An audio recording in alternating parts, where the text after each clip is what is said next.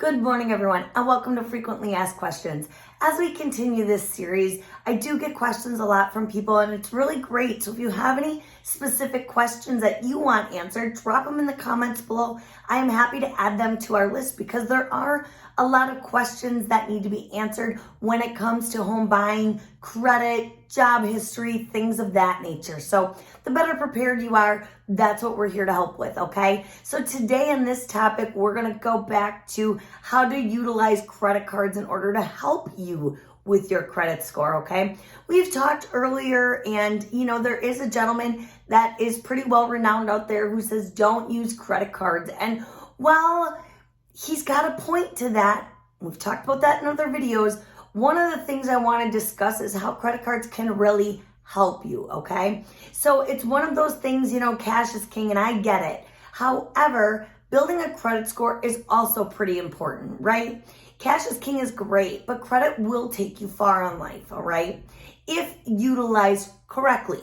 And so those are the things I want to discuss. And in order to discuss that, we have to talk about some of the things to not do, all right? So some of the mistakes I see people make, even with the most stellar credit out there, is the department store credit card, all right? So they will go and they're going to buy a lot at one store. And the store says, hey, we'll give you 10% off if you open a credit card.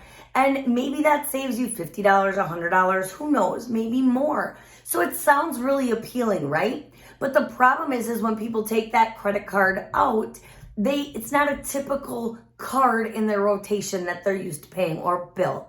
And so I see it happen more often than not that person, even with an 800 credit score, can sometimes forget that card exists and miss their first payment, all right? That could be detrimental to your credit score, even if you have the best credit.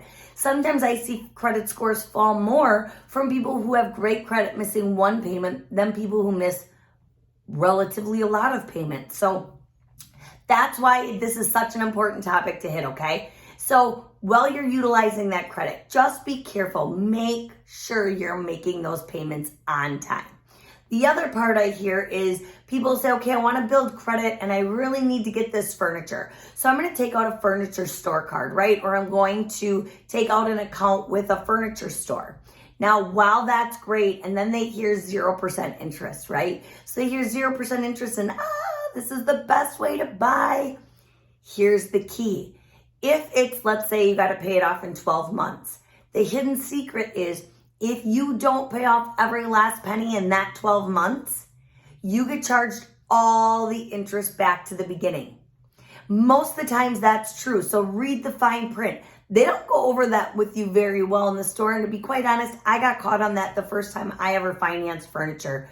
Back about 10 years ago, I really wanted some brand new furniture. I ordered it. It was beautiful. I 0% financing. So I said, hey, that sounds great. What happened? I was paying it off as it was 0%. Had about $500 left on the furniture. Not much. I didn't meet it in that 12 months because I just truthfully didn't plan appropriately. And then I got socked with all the back interest on the total amount, not just the $500. So it's really important for you to know that, all right? Because that furniture can now be pretty expensive because you're borrowing that money if you don't pay it off at 0% at a really high rate. So that's the next topic. Don't borrow stuff at a really, really high interest rate. It's just not worth it. The ramifications versus not can be very costly. So it's really important for you to understand that you know what you're getting into. It is not worth building a credit score to spend a ton of money doing so. I do agree with Dave Ramsey on that. He's a gentleman that does give a lot of tips on this stuff.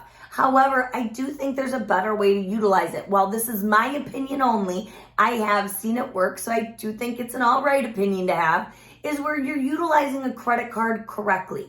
Now, if you don't trust yourself to utilize a credit card correctly, there's another great option that we've talked about, but I really wanted to hit it again because after that video, I did get a lot of questions on it. So it was important to me to get back to you on it, which is the personal credit card, right? So what you do is you set up a personal line of credit with your bank or your credit union. They borrow your own money. So let's say you have $1,000 sitting in a savings account right now. They take that $1,000 and they start you a credit card, a personal credit card. You are borrowing from yourself, okay? You are then also paying yourself back, along typically with that interest that's due.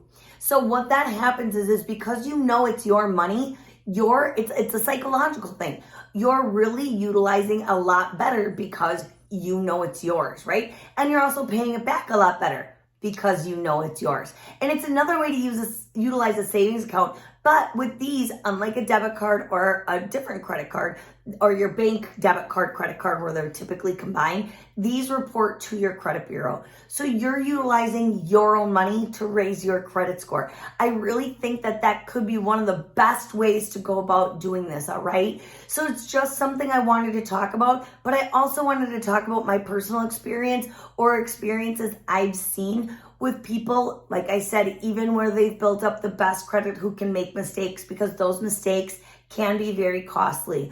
Learn from us, do it different. If you want any tips on this, I am happy to explain it in any different way. We'll get you there. My job is always to try to not only get you in a mortgage, but to build your credit, help responsibly to make sure you're financially set for your future.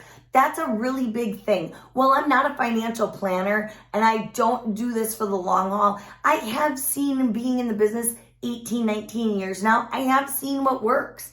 And I can help you, at least give you ideas. It's always solely going to be up to you to utilize those things. Now, if you have bad credit right now and you think this is the end and I don't know how to build it up because now that my credit's bad, I have tried to get a credit card and I can't get one, try that personal credit card, okay? Try that as an option. Or we do have credit repair companies that can help. While they are a little bit of money, the money is worth them helping you clean up that negative. So 5 years from now, you're not still living the life that you did 5 or 10 years ago, right? When we come out of college, maybe we're not the best with money. It happens. I am right here with you guys that happened to me. I learned the hard way, so I can even give you personal experiences. Doesn't mean that that's who you have to be forever, all right? It's just a matter of digging in and working with somebody who's non-judgmental to help you get to those, scenarios later, to get you to those good credit scores, to help believe in you so you believe in yourself that it can happen and homeownership is possible. Again, drop your comments below or feel free to give me a call. We can talk further on this. I'd love to help be that person for you so that we can get you into a home. Thank you so much for listening. And again, I am licensed throughout the Midwest. So if you have any questions, even in Indiana, Illinois, Michigan, Minnesota, Florida soon to come, please let me know and I am happy to help. Thank you guys for having a good day. Talk to you soon. Bye-bye.